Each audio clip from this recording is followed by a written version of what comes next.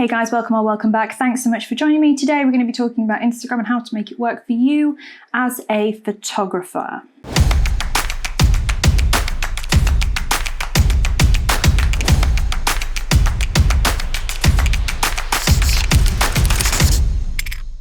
If you haven't already, please do remember to press the subscribe button and hit the bell icon. The bell icon will help you out because it'll give you a notification every single time I upload a video. I upload every week and sometimes more than that if I feel like it. We do all things photography here, mainly portrait photography, animal photography, but you know, we chat about other stuff too. So the whole reason why we're sat here today is because recently the Instagram CEO said, "We're no longer a photo sharing app." Now, it is important to preface that or add to it that he also followed it up by saying this. Or a Square photo sharing app. So technically, it might just be a slip of the tongue that let out the first bit, which is what everybody jumped on, including me. Now, it's important for us to be honest and assess the situation in full, and therefore, Instagram is not saying that photos on the platform are dead. What it's saying is that it's adjusting its strategy and algorithms to focus more on different types of content. And that's to do with the user base of it and also where the market is moving, where people are getting more enjoyment when they're using applications. It actually appears like Instagram is just kind of shooting itself in the foot, and in the process it's kind of just trying to be TikTok, trying to be YouTube, trying to be Facebook, trying to be eBay, and probably a number of other websites at the same time. In my opinion, it's probably not going to end well, but we're not here to discuss my opinions. Well, I guess we kind of are, but hey ho. In the long and short of it, you guys need to know that essentially Instagram's algorithm is changing again, but it's changing quite dramatically. So the shift in what Instagram as an app is pushing out to different people is switching a little bit. Now, the actual measures and how that works hasn't or isn't changing that much at all. The thing is that engagement has and always will be one of the largest measures on where your stuff will rank. But it's important as photographers to kind of isolate, why do you have Instagram in the first place and what are you expecting to get from it? The theory behind Instagram was originally that you would be discovered on Instagram and therefore you could convert viewers into paying clients via Instagram. That's not actually true. And if you look at Instagram like that now, you're going to struggle probably a little bit more. That's because Instagram rarely forms the first decision-making process. That's far more likely to be taken up with things like personal recommendations, articles online, anywhere where a person who could be a client sees you first. That is where you want to be discovered. So you want to put effort into doing that, not just Instagram. That doesn't mean that you shouldn't put effort into Instagram, but we'll come back to that in a second. If you think of a marketing funnel historically, you probably have seen a diagram of a marketing funnel before. You'll have a wide end that kind of captures all of the peoples, and then it gets to a narrower end where people drop off, but you end up with a few down the bottom there that convert into paying customers. Those guys are really the most important thing, but you have to cast your net wide enough to fill up the funnel at the top. With that in mind, you want to work out where Instagram and your Instagram profile specifically sits within that funnel. So for us, we kind of look at Instagram differently here at That Photography Spot, because our Instagram really is a place to share our current projects and current work that's going on at the moment, and also to inspire other photographers and share stuff about what we're doing. We are not looking to convert anybody into paying customers via our Instagram. That doesn't mean that you shouldn't, because you can. The point is actually that Instagram is right down there at the bottom of that little funnel, just before usually somebody converts into a paying customer. And what they use Instagram for the vast majority of the general public, is validation. So validation when it comes to Instagram is things like checking out your full portfolio. If you want to use Instagram as a portfolio, that's up to you.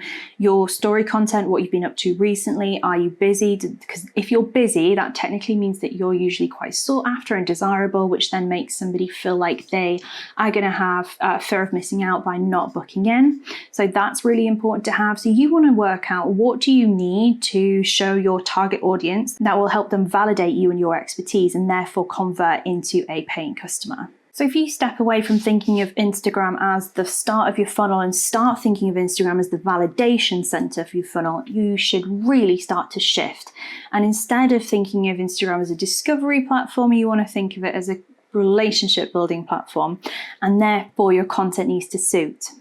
So it doesn't matter what your aim is of your Instagram profile, to gain a large following from other photographers or to gain a reliable and genuine following of potential customers.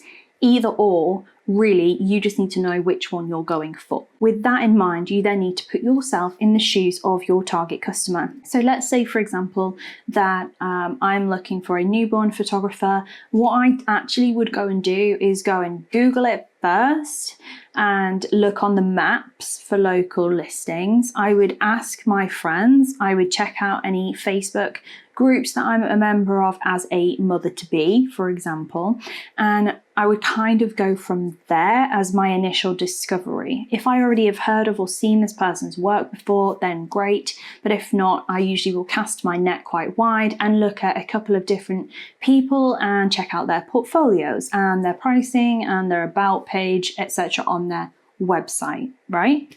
So from there, I then usually would go ahead and click that little Instagram icon and the little Facebook icon that usually is linked on that person's website. And at that point, I would then start to validate my choices here and pick between two people. So often, actually, the social platform isn't how someone finds you. It's a post in a group. It's a link off of an article. It's something that the net is cast wider and then they go to find you. So you need to make sure that your Instagram profile is set up in a way that is super appealing to your target market, whether that be photographers or whether that be clients. And if it is clients, what are they actually interested in? What questions might they have that they need to be answered? You want to answer those questions on your website, but you also want to answer those questions on your social feeds. So when it comes to Instagram, I would be using my story highlights to really focus in on certain things like behind the scenes, like real life shoot stuff. If you're a dog photographer, for example, or a child photographer, you want to go ahead and basically include the good, the bad, and the ugly of your sessions. So if you're a dog photographer, most of the time people think that they can't have their dogs photographed because they must remain on lead or in a secure area. So that would be something that you could definitely feature in a story highlight. So with your stories, what you want to do is make sure that they're highly engaging. So either that people watch and rewatch, people can vote on stuff, answer questions. All of those things help with your engagement, and over time, usually quite quickly, those things will push you further up the story ranking. So your story will be seen faster and more at the front of people's feeds.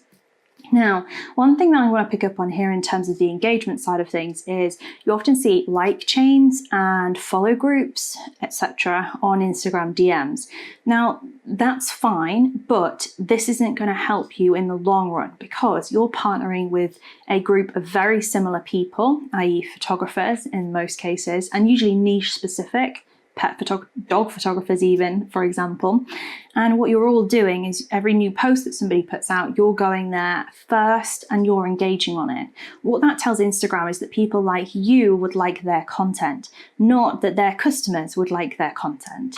So you've got to know how the algorithm is viewing things and the signals that we give. Signals can be things like stopping on a post for a while, liking, commenting, sharing, saving. All those things are different signals, and signals can mean very different things.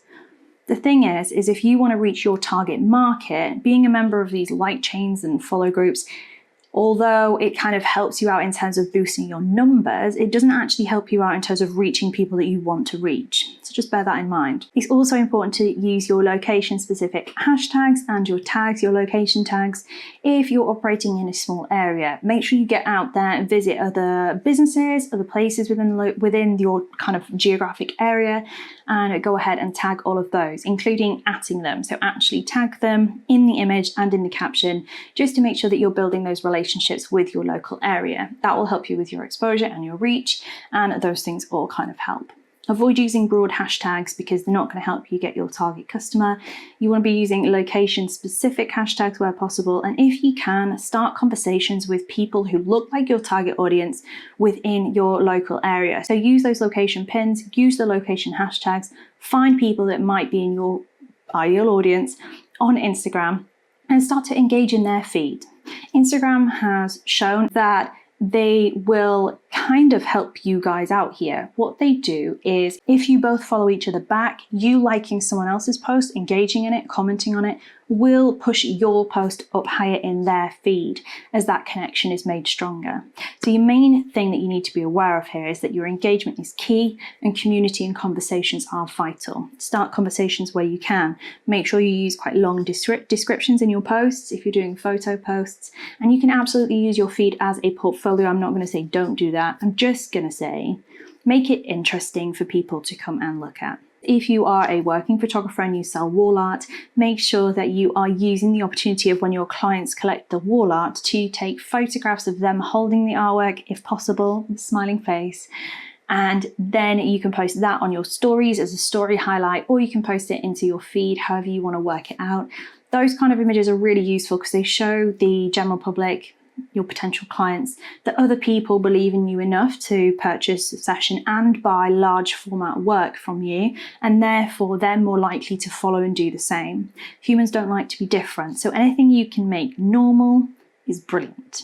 And the last thing is the theory on posting every day. If you post every day, then that's fine, but you need to make sure that you have 365 images of absolutely superb level of quality to post every day of a year, and then carry it on for every other day. I'm far more in the school of thought, post quality over quantity. So make sure that you're only posting your very best pieces onto the gram. If you feel like you really need to post something and it's not great, try and put it behind a carousel with a better image on top, so that your feed immediately, when someone's doing that validation phase, they click on, look at it, they can see all the wall art going out, they can see all of the behind the scenes of stuff, and they can see this amazing portfolio coming up in front of them. There's so much more to Instagram, but that's all we have time for today. So if this video was helpful for you, please do leave a comment below, ask any questions that you might have, and I'll see you all again really, really soon.